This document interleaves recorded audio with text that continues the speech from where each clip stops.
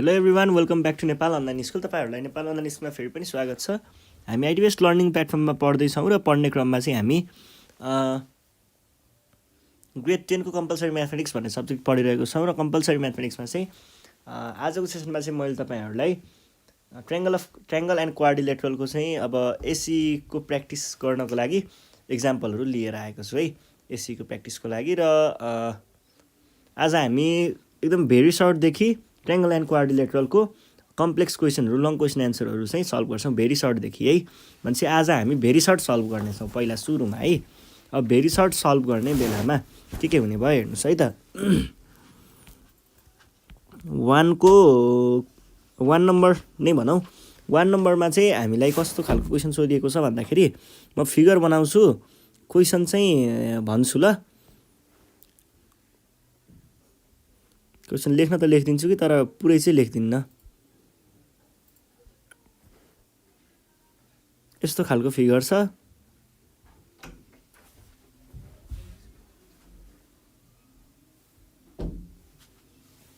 यस्तो छ है। अब यसमा चाहिँ हामीलाई के सोधिएको छ भन्ने कुरा पनि एकचोटि हेरिहालौँ।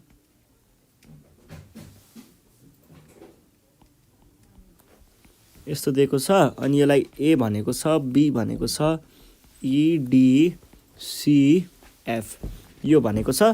अनि हामीलाई सोधेको कुरा भन्नु पर्दाखेरि चाहिँ in the adjoining figure name the which are on same, के क्वेसन हो यस्तो, नेम द प्यारालेलोग्राम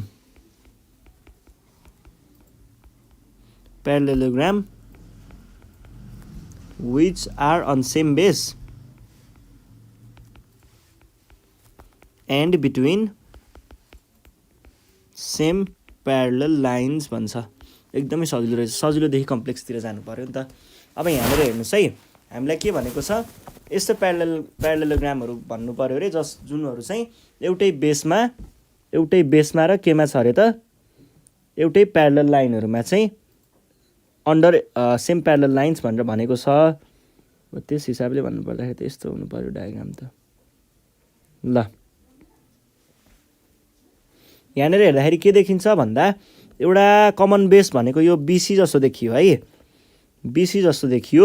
र हेर्नुहोस् त, यो येल्लो लाइन र यो लाइन के छ, प्यारलल छ। यो लाइन र यो लाइन पनि प्यारलल छ है। यिनीहरू केमा बसेको छ, अन्डर यसमा बसेको छ भने पछाडि एउटा भनेको हाम्रो यो भयो र यो सँगै सेम के अरे बेसमा बसेको भनेको अर्को यो बिसीमै बसेको भनेको कुन छ, यो र यो प्यारलल लाइन हो है। यो दुईटा प्यारलल लाइन हो, यो र यो पनि प्यारलल लाइन हो। अनि यिनीहरू एउटै प्यारलल लाइनभित्र छ भने पछाडि अर्को भनेको यो हुने भयो, एउटै बेसमा बिट्विन सेम प्यारलल लाइन्स यो भयो। भने पछाडि हामीले यता के भन्न पाइयो त, प्यारालेलोग्राम ए, यो ई होइन, यो डी यो ई थियो है, एबिसिडी एन्ड प्यारालेलोग्राम बिसिएफई भनेर भन्ने are the parallelogram standing on same base BC between same parallel line AF and BC हो कि बिसी भनेर भन्ने सकाइदिने है त। ल यो भयो, यो नर्मल क्वेसन हो। अब हामी अर्को अलिकति कम्प्लेक्स खालको क्वेसन हेरौँ। एउटा के भन्दैछ क्वेसनले,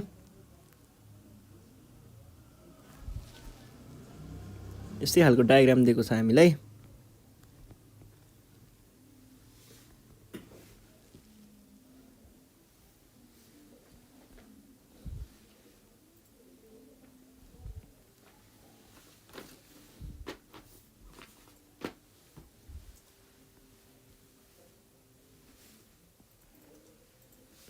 यो भयो डायग्राम। अनि यहाँनिर ए इडिएफसी बी भनेर भनेको छ, यो प्यारलल टु यो प्यारलल टु यो र यो प्यारलल टु यो है। अब हामीलाई के भनिरहेको छ हेर्नुहोस् त, क्वेसनले भनेको कुरा चाहिँ के छ भन्दा if area of parallelogram ABCD is equals to 25 centimeter square. Area of parallelogram EBCF is equals to what भनेको छ ABCF को हामीलाई प्यारालेलोग्रामको एरिया पत्ता लगाउनु पर्ने। पहिला एरियाहरू के अरे प्यारालेलोग्रामहरू डिफाइन गरौँ त कुन कुन प्यारालेलोग्राम दिएको रहेछ। हामीलाई दिएको भनेको एउटा ABCD, एउटा यो दिएको छ, यसको एरिया हामीलाई कति दिएको छ 25 सेन्टिमिटर स्क्वायर। अनि अर्को हामीलाई यो दिएको छ, यसको चाहिँ हामीलाई पत्ता लगाउनु पर्ने। गाह्रो कुरा त यसमा केही पनि छैन। यहाँनिर हेर्नुहोस् है, दुवैमा के छ त यिनीहरू standing on same base BC between same parallel line यो र यो भने पछाडि के हुने भयो, दुईटाको एरिया इक्वल हुने भयो। के लेख्नु पर्यो त तपाईहरूले, area of parallelogram ABCD is equals to area of parallelogram EBCF is equals to 25 centimetre square. यस्तो गरौँ त, यसलाई र यसलाई EBCF र ABCD। ल यो भयो है। अब यो किन भन्न पाइयो, यत्तिकै त बोल्न पाइएन, रिजन दिनुपर्छ है। रिजन लेख्नु पर्दाखेरि के भन्नु पर्यो, parallelogram between same parallel lines and standing on same base. Standing on same base भनेर भन्न सकिन्छ। ल यो भइहाल्यो। अब हामी नेक्स्ट क्वेसन हेर्छौँ यस्तै खालको। नेक्स्ट क्वेसनले के भनिरहेको छ, यस्तै सजिलै छ क्वेसनहरू, त्यस्तो गाह्रो छैन खासै।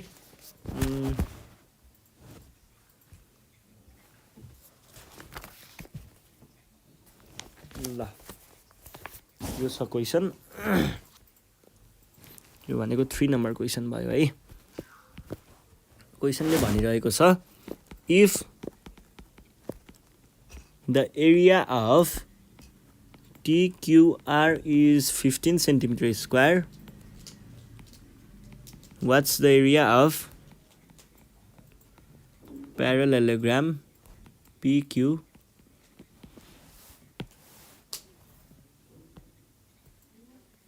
अब यो क्वेसन सल्भ गर्नको लागि चाहिँ हामीलाई यहाँनिर एउटा डायग्राम दिएको छ, यस्तो खालको छ।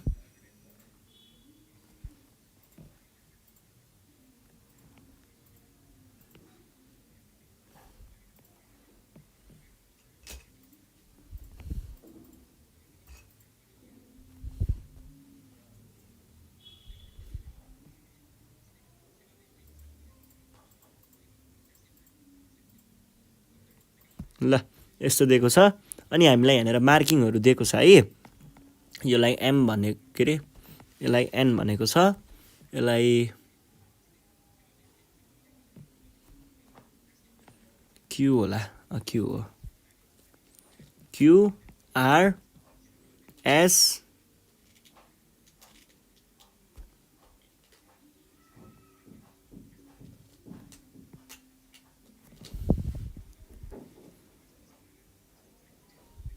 T होइन P अनि T है। ल यस्तो भनेको छ। अब क्वेसनमा दिएको कुराहरू हेरौँ एकचोटि।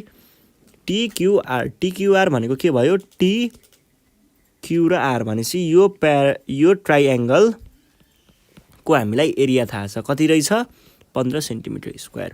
अनि हामीलाई निकाल्नु पर्ने एरिया के को छ, प्यारालेलोग्राम PQRS भनेपछि यसको चाहिँ हामीलाई के निकाल्नु पर्ने छ, एरिया निकाल्नु पर्ने छ। अब यो डेटालाई हेर्नु पर्दाखेरि के देखियो भन्दा यिनीहरूको बेस एउटै छ र बिट्विन सेम प्यारलल लाइन्स भने पछाडि हामीले के भन्न पाइयो त, रिलेसन अनुसार area of parallelogram PQRS is equals to 2 times area of triangle TQR। किन, स्ट्यान्डिङ अन सेम बेस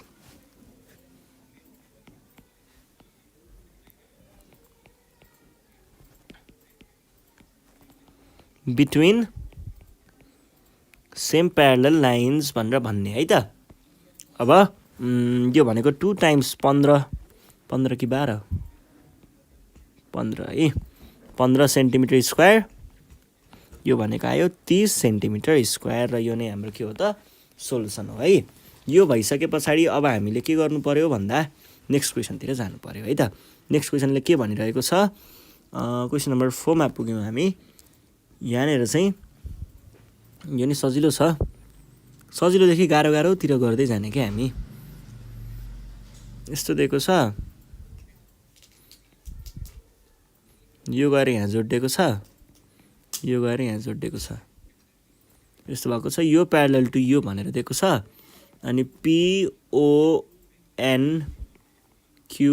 र M यस्तो दिएको छ। अनि हामीलाई भनेको कुरा चाहिँ के छ भन्दा यो इन द एडजोइनिङ फिगर भनिने है, यो अगाडि अगाडिको कुराहरू।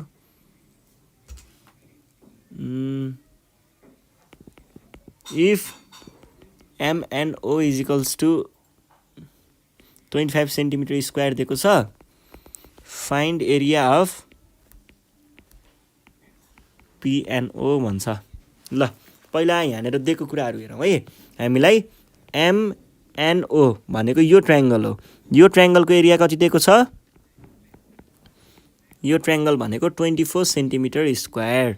अब हामीलाई पत्ता लगाउनु पर्ने के छ, PNO। PNO भनेको PNO भनेको यो भयो, यो चाहिँ हामीलाई पत्ता लगाउनु पर्ने। अब हेर्नुहोस् त, बेस यिनीहरू दुइटैको एउटै छ NO, अनि प्यारलल लाइनहरू पनि एउटै प्यारलल लाइनको अन्डरमा छ, यो र यो हो भने पछाडि के भन्न पाइयो, के भन्न पाइयो, here area of PNO is equals to area of MNO। किनकि स्ट्यान्डिङ अन सेम बेस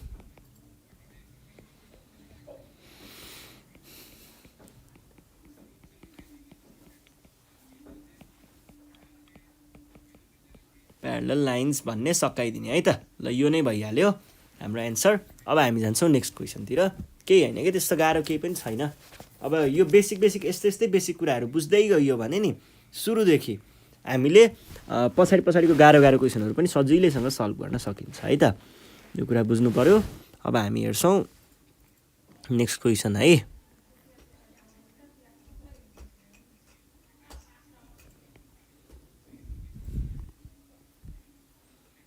यो दिएको छ यहाँनिर MNLK भनेको छ, दिस इक्वल्स टु दिस भनेको होला सायद। अब यहाँनिर के भनेको छ क्वेसनले भन्दा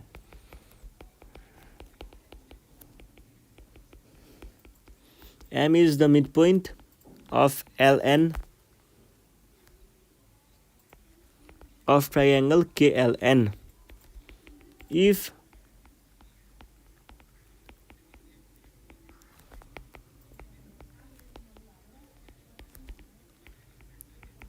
what will be the area of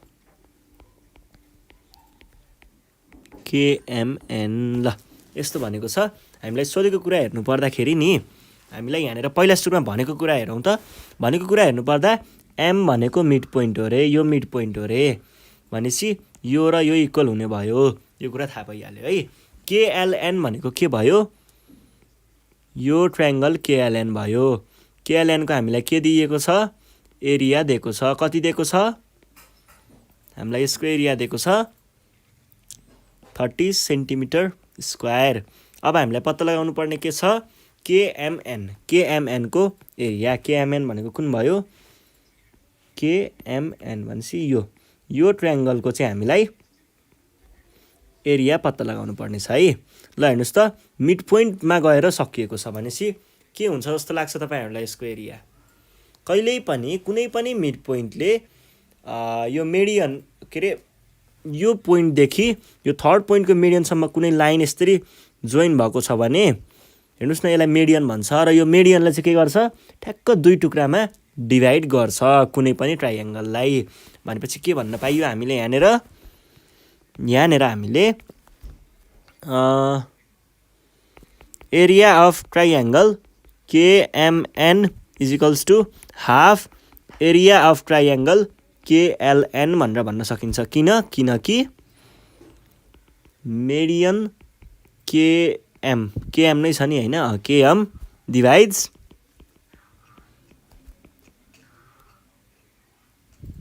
divides triangle KLN into two equal halves.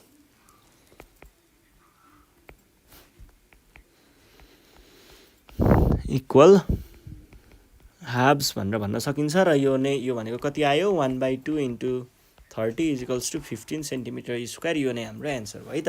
ल यो कुरा पनि सल्भ भयो. अब हामी हेर्छौँ नेक्स्ट क्वेसन भनेको चाहिँ हाम्रो ल हामी पुग्यौँ नेक्स्ट क्वेसनमा चाहिँ यस्तो डायग्राम दिएको छ हेर्नुहोस् है.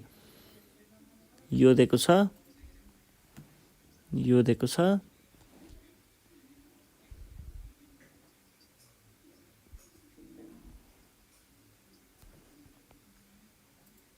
यस्तो दिएको छ. यो प्यारालेलोग्राम हो भनेर देखाउन खोजिरहेको छ.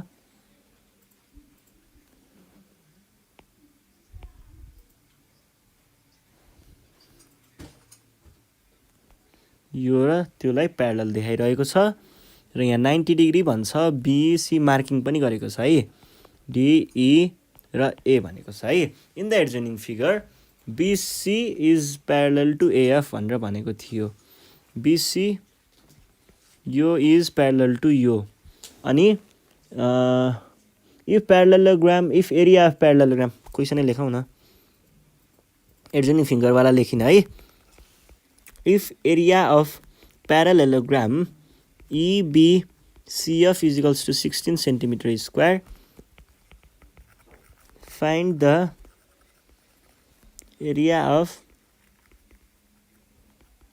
rectangle ABCD.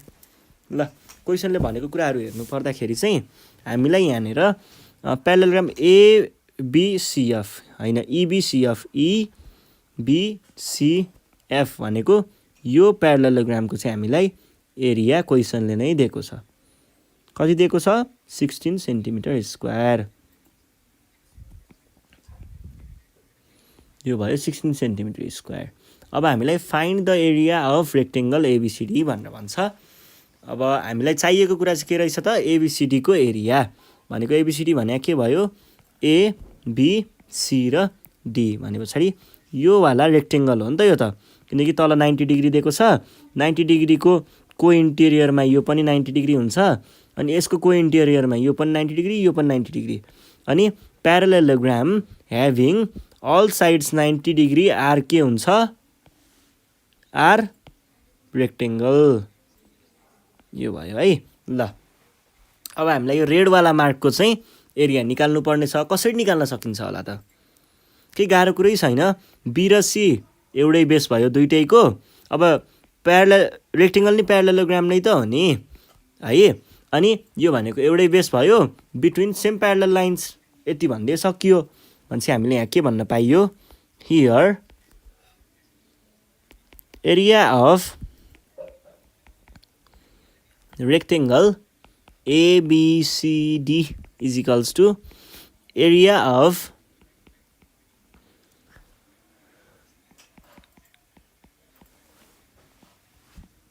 EBCF. किन यस्तो भयो किनकि बोथ आर अन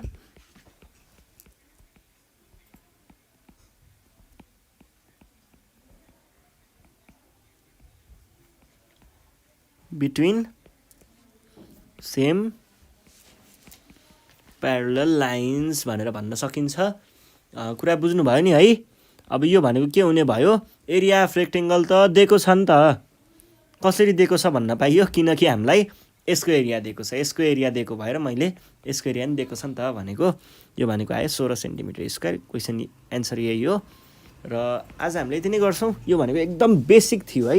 एकदमै बेसिक कुराहरू थियो. र योभन्दा नेक्स्ट सिरिजमा चाहिँ हामी योभन्दा अलिकति कम्प्लेक्स के भन्छ अरे त्यो के डायगोनलहरू भएको वाला यस्तो पर्पेन्डिकुलरवालाहरू यस्तो क्वेसनहरू सल्भ गर्नेछौँ. त्यतिखेरसम्मको लागि चाहिँ हामीले क्वाड्रिलेटरलको एरिया योभन्दा नेक्स्ट सिरिजमा गर्नेछौँ. त्यतिखेरसम्मको लागि चाहिँ नेपाल अनलाइन स्कुल आज बिदा माग्न चाहन्छ. तपाईँहरू घरमै बसेर प्र्याक्टिस गर्दै गर्नु होला. प्र्याक्टिस गर्ने क्रममा प्रब्लम आयो भने we are always here for you. हामीलाई कन्ट्याक्ट गर्न सक्नुहुन्छ 9849595895 मा कन्ट्याक्ट गरेर आफ्नो प्रब्लमहरू सुनाउन सक्नुहुन्छ.